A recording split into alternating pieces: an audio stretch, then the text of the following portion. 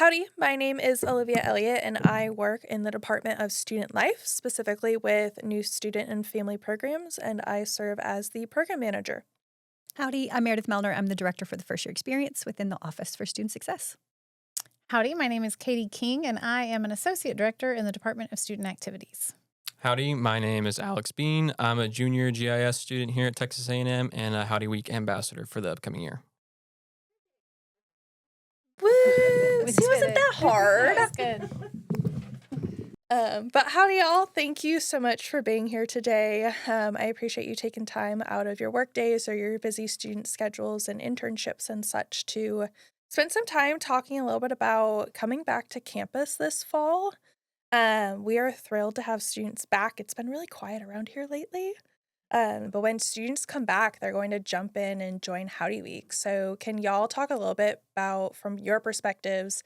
Katie, I know student activities plans an event, and then Alex, you serve as a Howdy Week ambassador. Can y'all talk a little bit about Howdy Week and what it means to you and what opportunities are available to students? I think Howdy Week's it's a really good opportunity you get to get back into the swing of things and you get to meet new people, and it's just a great time to get back on campus. Absolutely. I'm really excited that it's a week long this year. Yes. I think that hopefully will allow us to spread out some of the opportunities so students aren't having to pick and choose between.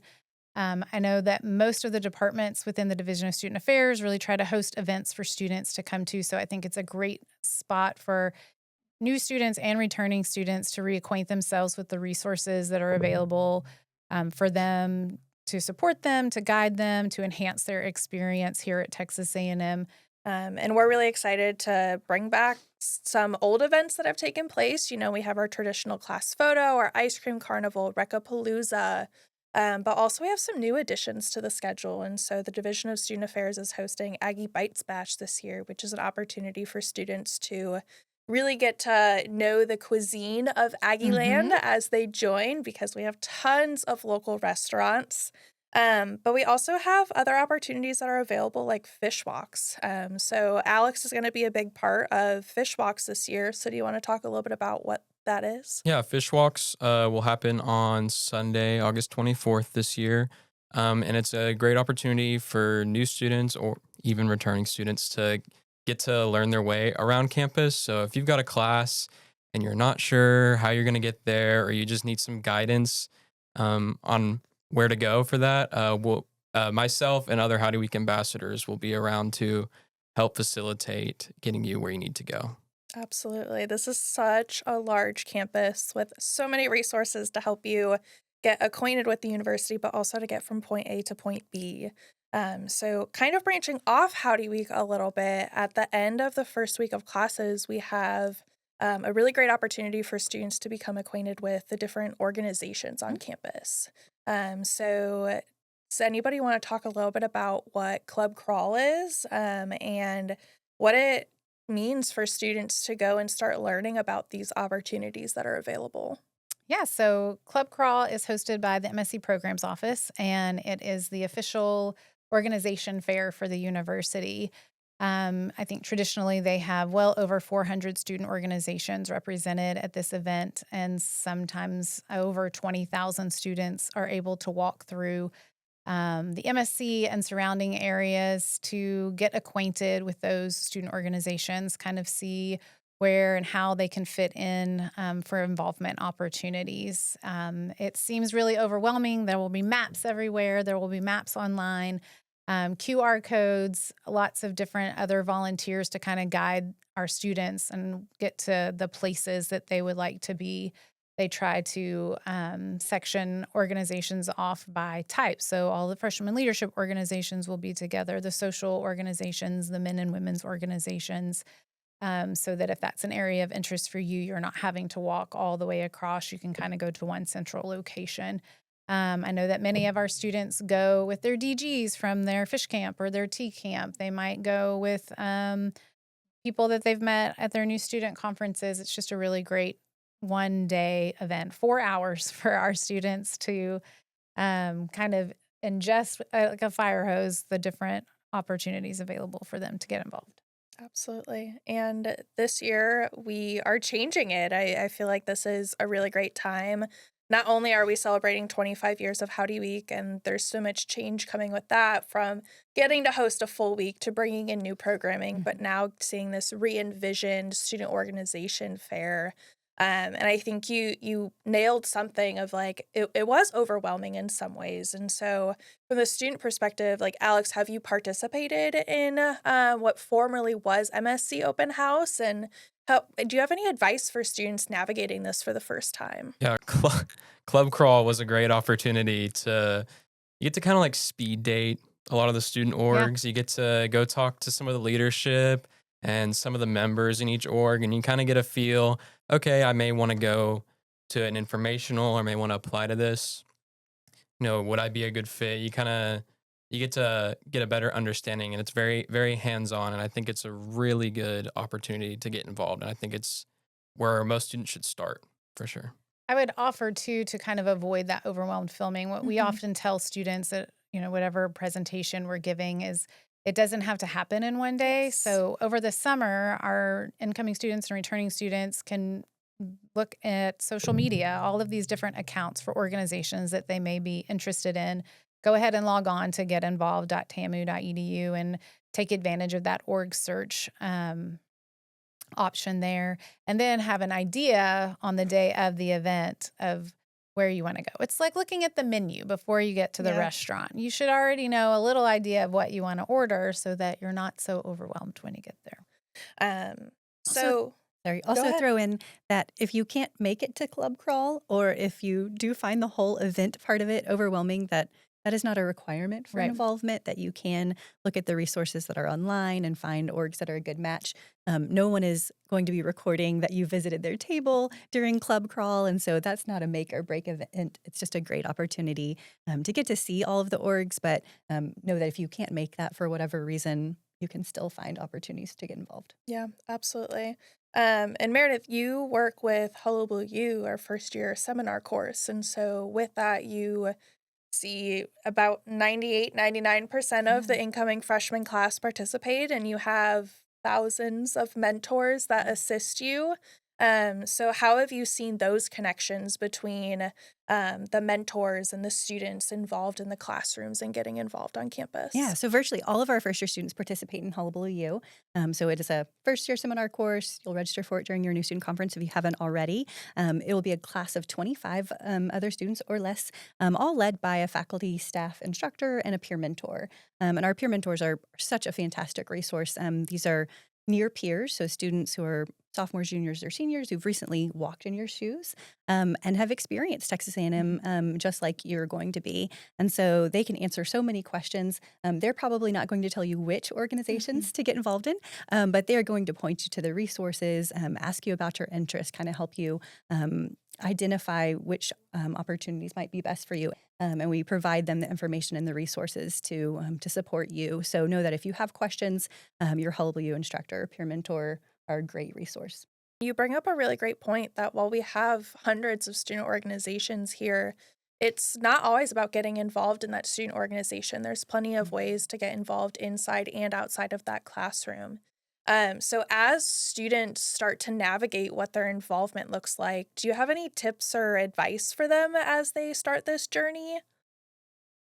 I think How the much time do we have? No, I'm Yeah. kidding. Go I was gonna say, I ahead. think the advice that I give my first year students who are in my class is to pick something that they are passionate about. So something that they're excited, a personal interest, where they can form a lot of those social personal connections, and then pick something that is going to help them advance in whatever career path they're looking for. So that could be another student organization, but it might be research opportunities, opportunities to work in one of our research labs, or something of that nature. But both the balance of personal and professional. Yeah, I think it's also important to remember that sometimes something won't stick. Yeah. Like I've Yeah. joined an org and I was like, maybe this isn't what I thought it would be, and it's okay to leave it at that. And it's not over there either. Like you can go jump into something else, or it's yeah.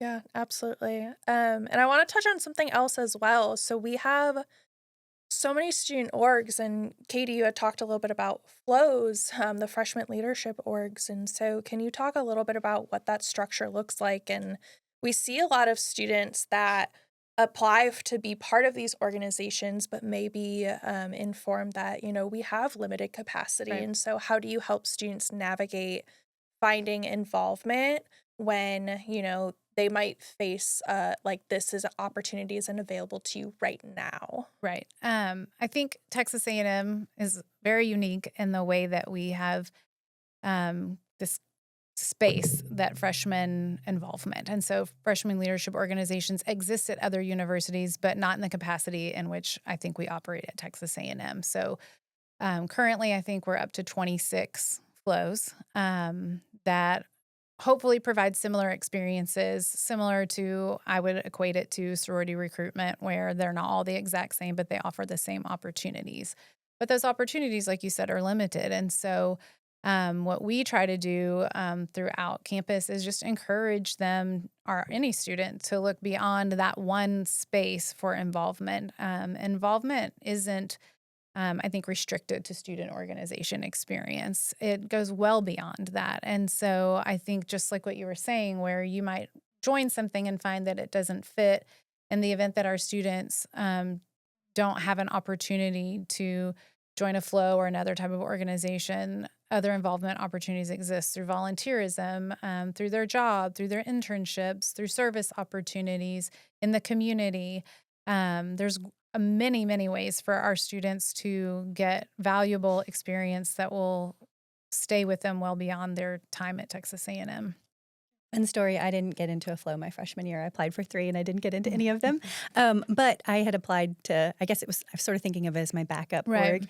And I did get into that. And that ended up being my The place for the thing. next 4 That's years, right. right? That I was able to progress in leadership and became the chief student leader for that org my senior year. And so just know that it's not the end of the world. If you don't make a flow, give yourself some other options, and it may work out to be the very Yeah. best thing. I mean, and I've been here long enough that there were 3 flows when I was a Yeah. freshman. There's 26 now, and many of those started because somebody did not get accepted to a flow. They started a different one. And so I also think we see that at Texas A&M, is if I don't find a space for me or something that I'm passionate about, I also have the opportunity to create a space for others. And that's really important and valuable too. There truly is something for Yeah. everybody. And while I love talking about involvement, that is only a fraction of the Aggie experience. And so while I would love to say that you're getting a degree in involvement, you're getting a degree in something academic based. And so I want to switch gears a little bit and see if, Meredith, do you have any advice for students that are new to Texas A&M, whether they have grown up here or they are from out of state? This is officially their second time on campus. Do you have any advice for them in their first few days? My advice for any freshman would be say yes to a lot of different things, right? There's going to be a lot of opportunities through Howdy Week, through their residence hall, people just doing things, right? Because you're on your own for the first time. And so there will be invitations to go grab ice cream or go do this or that. Say yes to those things.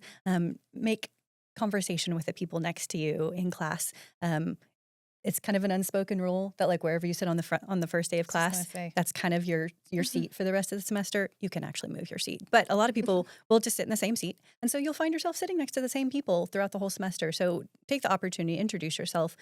Just know that everybody sitting around you is wanting to make friends, wanting to make connections, build their own Aggie network. They may not be brave enough to say hello, but be the one that's brave enough to introduce yourself. You probably have a lot more in common with that individual than maybe it seems on the outset. So be friendly, introduce yourself, say yes, but remember why you're here. Yeah. And so it's really easy to say yes to too many things, right? And to find yourself in an academic hole too soon. I know when I was in high school, it's kind of like you'd sort of sail along for a few weeks before you had to like really start studying. But in college, they expect you to be studying right from the very first day. You will probably leave after the first day of class, receive that syllabus, and you already have homework assignments or reading assignments, and you are expected to do those before you get to class No more the next syllabus time. day. Right, exactly. And so make sure that you're staying up with your schoolwork, doing the things that you need to do. It's always easier to study less for the next test if you come out and you're like, oh, I studied too much. I'm good to go. But it's really hard to rebuild after you have maybe had too much fun and not done enough studying before that first round of exams. Absolutely. I would add, don't just introduce yourself to the students around you, but take the time to go Yeah. meet your professor from the beginning. Everybody that works at Texas A&M is here to help and support our Aggies and our students. And those professors want to get to you. Aren't just a number. And that can be really overwhelming because some of the classes are obviously really large, especially your freshman and sophomore year. But take the time to go introduce yourself and get to know them in their office hours before you need help. Because when you need help, then they would, not that they wouldn't help you to begin with, but they already have your face and they know that you're here and they recognize you. And I think that's really valuable. Absolutely. What would you say as a student? Yeah, I was gonna say, what's your student perspective? Do you recall what it felt like when you first came to Texas A&M and started classes? Yeah, it's overwhelming for sure.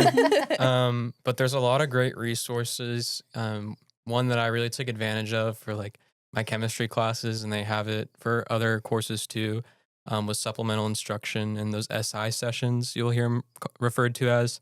Um, they're peer led review sessions, and they follow the class like right along with the professor after class, and you can get hands on experience from a student who took the course previously and did really good in the course. And I think that was really vital to my success. Yeah, Yeah. absolutely. And I know that we're talking a lot about, introducing yourself to your professors and getting involved in those um, active study habits and such. And you haven't even started classes yet, but I think it's really important to mention that we're talking about it because we want you to be proactive. Mhm. And so, something common that you've heard us say is, get help now, not when you're struggling.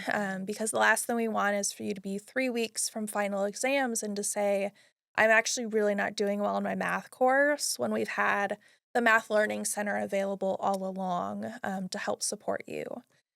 So, as you prepare for your semester, what are some things that you recommend students do before they begin their classes? I keep a calendar, and so I really get my organization in check before the semester starts, and I find that that really helps me follow along. So when I get the syllabus, um, I immediately put that into. So I know people use like a spreadsheet, and they have it organized by due date and all of that. I keep like a similar system. I think staying organized is really important, and you can set that up for yourself beforehand. And something I started last year was the calendar, and having that hour by hour, I can like visualize my day. Oh, I'm really busy this day. I'm not going to have time to study here. Let me make time here. And even putting like, okay, I'm going to study here. That really helped me like visualize and stay focused. Yeah. I've had to get to a point where I'll put on my Outlook calendar, send email, Yeah. Yeah. because sometimes it just gets away from you. Um, as an instructor, do you have any insights into how students can best prepare for maybe their Hullabaloo U course or practices that you try to instill in that course for them to carry forward into others? Yeah. So Hullabaloo is designed just to support your success. So you shouldn't have a lot of preparation that's necessary to be successful in that course. Usually, very little outside work that's expected. But come in with an open mind and be ready to engage in conversation. And my goal in my class, and this is kind of what we tell all the Hullabaloo instructors, is that the instructor should only be talking 10 to 15 minutes in a 50-minute class. And the rest of the time is activities and engagement of the class talking together in small groups or in partner discussions or doing some sort of activity together. And so come ready to be engaged in those activities. You're going to get out of it what you put into it. And so if you think, hey, this is an opportunity for me to build my Aggie network, for me to learn some things that are going to help me be successful in college, that is exactly what you're going to get out of it. And even if you feel like you know a lot about Texas A&M, if you know a lot about college success, whatever, you have something to give to the Aggie network too within these classes. So share your expertise, and you have lots of opportunities to do that as you're talking to your peers and participating in these activities. But yeah, just come ready to have some fun. So a big part of being a student too is obviously like reading. So you are going to receive a lot of textbooks. Alex, from that student perspective, do you recommend students buy them before classes begin? Do you think that they should buy them after the classes begin? A combo of that? Or how have you navigated that? I've always waited and it's paid off because usually it may change or there's a way to get it for free. Like the professor will give you a link and it's a lot harder to go return something or get a refund somehow if it's digital. And then also a big thing is now usually you're buying access to homework and then that has the textbook built in. So just wait until that Yeah. first week and you'll have a better understanding. You'll be confident that you're getting what you need. You may also add or drop a class, and so you want to wait for that as well for that period to end, so that your classes are set in stone. Absolutely. Um, as students start their academic career at Texas A&M, we talk about being proactive, but is there anything that you see students experience or that you have experienced yourself in your first few weeks or months that have kind of set you back a little bit that you weren't expecting? I mean, I think kind of what Meredith was saying too is get in the habit now. Like, I think it's better to be over prepared than under prepared, and having to adjust that way is a lot easier than having to make up for something at the very end. It's going to feel like a lot of work, but it's better to establish those habits early than as a junior when you think, oh gosh, I need to get into my major and I need a certain GPA, and prolonging your time at A&M. Now, while we love you and we want you to be here as long as you need, we also don't want you to have to prolong your graduation. Um, and so I think if you start early and set good habits now, then that's something that will stay with you well beyond your time as a student. You will create habits that you take into life. Yeah, the first round of exams is usually a reality check for a lot of Mhm. people, especially I remember that my first round of exams as a freshman, it's can be a little it could you'll might not meet your expectations. I know in high school is usually like, oh, I didn't really have to study and I go get a 90 or whatever. Mhm. And then you get your first test back and you're like, what is this 50 or 60 or but at that 8. point I made an 8. I on got the a test. 34. at that point at that point it's not too late to change your habits, so you should use it as a learning experience. Um and don't be too hard on yourself. I think it's important to realize it's not too late to pick yourself back up. Or you might do amazing, but Yeah. I think that's a good point. I think one of the mistakes that I see our first year students make sometimes is not taking that opportunity for reflection and retooling when Mhm. things aren't working well. Sometimes you get that first round of exams and it's just a catastrophe. Mm. But the reaction is often to just, well, I'm just going to study more. And that's not always the right solution. Sometimes you have to do things differently. Mhm. Maybe you've always made flashcards and Mhm. that has worked for you your whole life. But suddenly you're being assessed in a different way at a higher level. And so just that simple recall is not what your instructors are looking for anymore, right? And so you have to be able to apply and analyze the information, right? And so some of it is figuring out what is going well, and what do I need to change to get the results that I want. The Academic Success Center has academic coaches that can help walk you through that process, academic peer mentors that can help walk you through that. Your Hull View instructor would be Mhm. happy to walk you through some of that reflection. And in fact, some of our Hull View classes are built around that, some of that reflection around what is working for you, but what changes you might need to make. But really taking that opportunity to kind of leave the shame behind and move forward with the learning of what do I do differently from here, instead of just sort of spinning your wheels. Yeah, absolutely. And both of you have talked about, just like saying hi to somebody in the classroom. But what other resources are there to like help you find study groups on campus? From I know that we have our Navigate student Mhm. app. Do you want to talk a little bit about study Yeah. buddies? So the Navigate student app, you can download it. You've probably heard about it at the NSC, but you can download that app. Lots of great resources just to kind of keep you on track with your student success. But there's also a feature that you can opt into. It's called Study Buddies, but it has your class schedule built into Navigate. And so when you opt into Study Buddies, it'll show you everyone else in your specific classes that have opted into Study Buddies, and you can connect with them to form some of those study groups. So if you are a little shy, don't necessarily want to make those introductions in class, it can connect you to people in that way who are looking for those study groups. Yeah.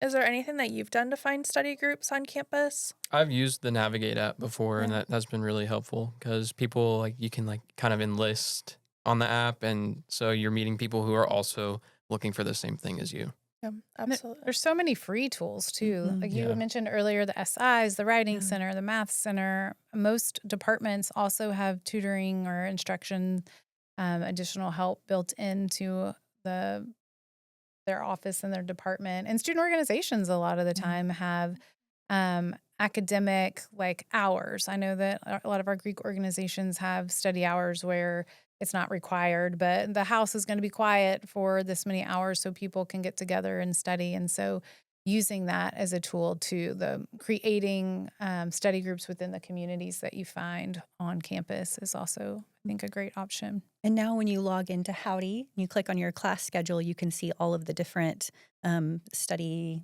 resources that are available for that specific class. So it'll say Math 151 and it'll list out the Math Learning Center, any SI sessions, the week in review, all of the different options that are available for that particular course. So you don't have to go looking for that information. It's right there in Howdy for you to connect to those resources. That was really nice. Mhm. I like that I one. mean, I want to enroll in Texas A&M right now as a Right? student with all this stuff. I might not end up in higher ed though I know, if I I had had know, all of the either. tools available to help me get to optometry school Yeah. then. So we talked a little bit about, the Navigate Student app, and we have a lot of apps on this campus. And so is there anything specific, whether it's in the Texas A&M app or another app that you have found to be helpful for you in your studies or that you advise students to download? Yeah, the Texas A&M app has a bus routes section in there. Mhm. So if you use the buses or want to use the buses, you can kind of see, okay, where is it going to stop? Where do I need to go to if I'm in the ILCB and I want to get here and want to take the bus, where do I need to go? And then one I personally use for a lot of note taking and academic calendars and stuff is Notion, and it's really customizable, like note taking app um, on your computer or your tablet, whatever.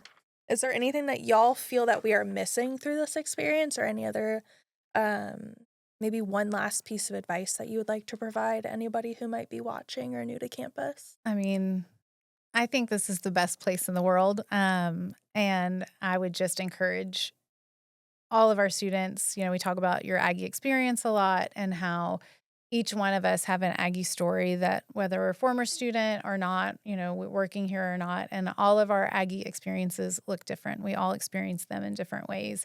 But at the end of the day, we all share the commonality of a school that truly cares about you as a person, um, beyond you in the classroom as a whole student. And so I would just say take advantage of all the resources that you can. Say yes when you can.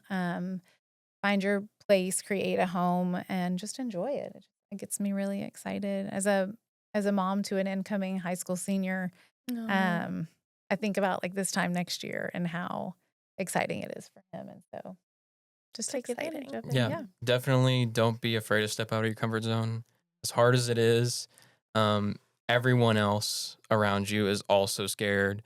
So I think it's important to embrace those few weeks, those first few weeks where everyone's just kind of maybe a little nervous to step out of their comfort zone because that's when people are also the most outgoing and it's a lot easier to get involved then. So I just say that know that all of the faculty and staff here are committed to your success, that Mhm. we all want to help you be successful. And so you may not know where to start, but just start with someone, and we're going to try to get you to the right right. place and get you connected to the best person who can help you be successful. But just know we're all here for you, and it will require stepping out of your comfort zone. But we all want to help you be the best you can.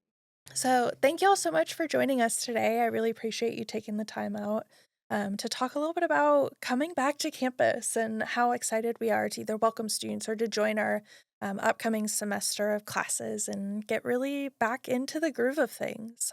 Whether it's an incoming freshman or you're entering your senior year, I know that each and every one of us is excited and ready to support you throughout your journey. So go ahead and read the description below for some additional information. I know that we've covered a lot of information here. But before we sign off, I just want to say thanks for joining. Thanks and gig 'em. Gig 'em.